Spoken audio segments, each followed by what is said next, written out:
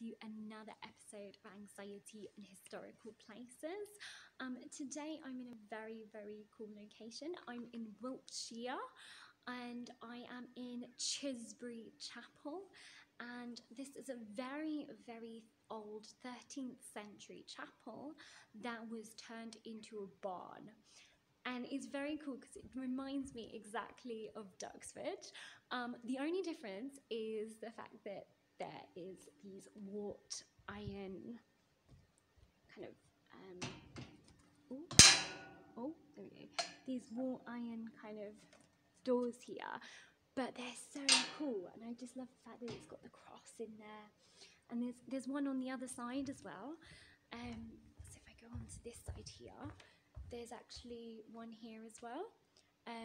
Oh God, sorry. That made me jump. I didn't realise that had reopened. It's fine.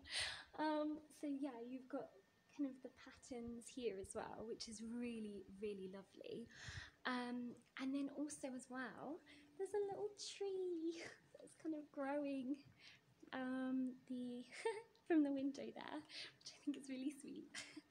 And then I don't know what these are. There's some kind of vents here in the corner. I don't know what they are. But anyway, so there's actually two layers here. Let's see if I just go down the stairs. Here we go. So this place here, as I said, is a 13th century chapel. It used to belong to a family who lived in the manor house, which is actually somewhere over there. And it was their family chapel. And also obviously for the townspeople as well, so the townspeople could come.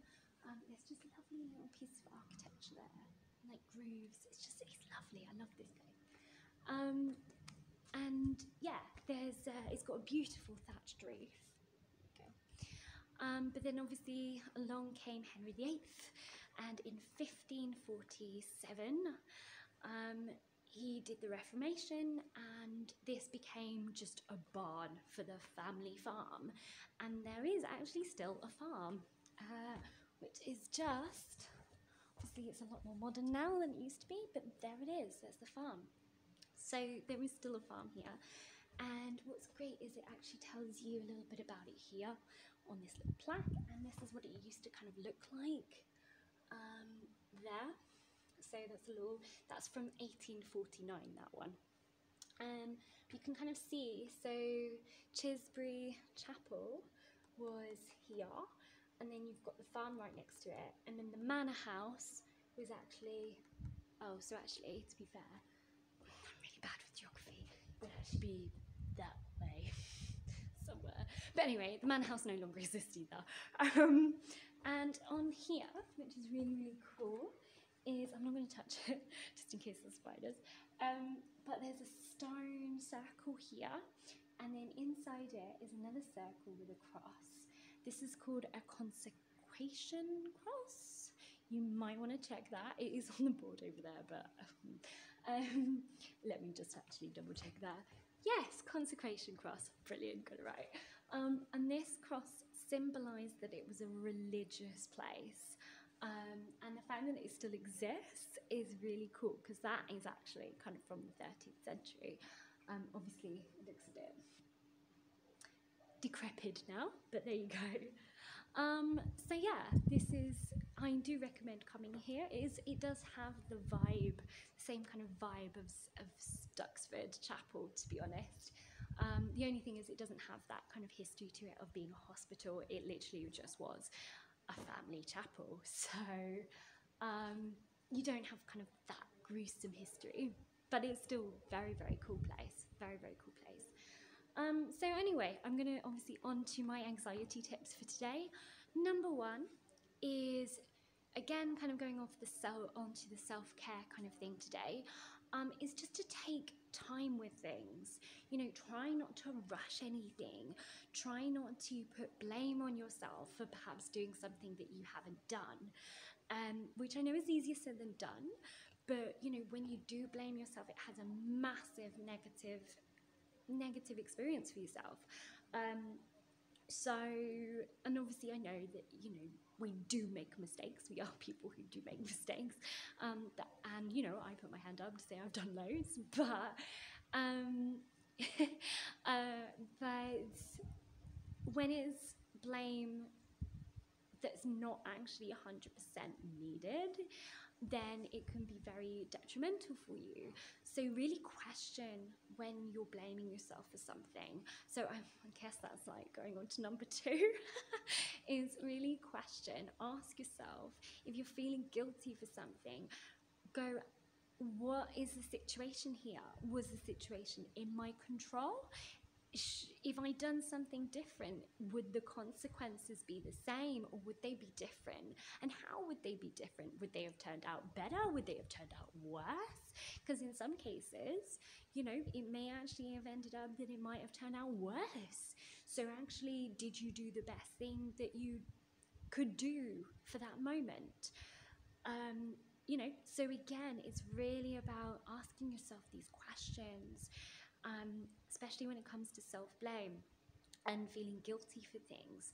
And ask yourself, was this in your control? Is this a fact or an opinion that you're feeling like this? If you were to say it to someone else, would they agree? Would they agree that you were to blame? And that doesn't necessarily mean you have to go and ask someone else, but just ask yourself these things. So that's tip number 1 and 2, really. And yeah, so number 1 is really just to take things very, very slowly. Do what you can do in the time that you do it, and don't be sorry for that. So that's number 1. And then number 2 is to ask yourself questions when you start to blame yourself for things. And then tip number 3 for today is sort of on a similar line here, but when you start to feel really down and you start to feel really upset about things and anxious about things, visualize actually where you want to be, or visualize kind of like doing something that you've always wanted to do.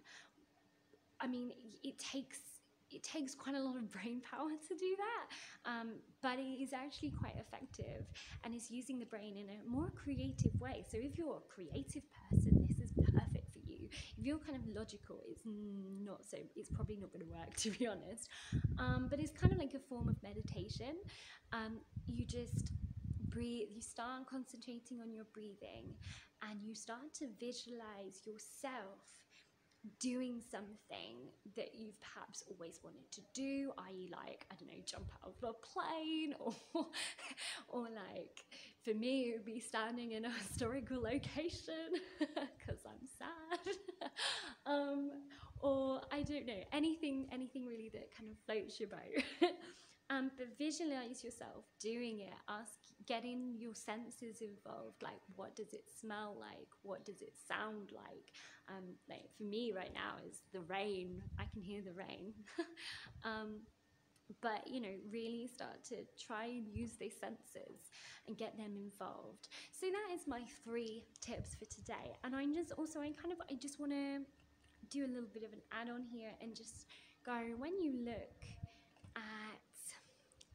at animals in nature, and you see nature and you see the plants, I want you to kind of remember that actually plants and animals also go through this.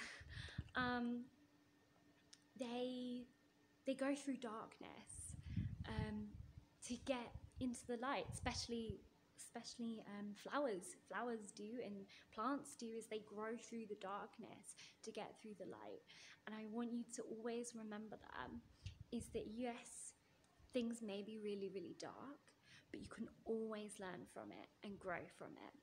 So that's really it from me today from Chisbury Chapel. I really hope you enjoyed this one. Please do like, subscribe, and please do tell everybody about it. And I look forward to kind of seeing you guys again. All right then, have a lovely rest of the week. Bye guys.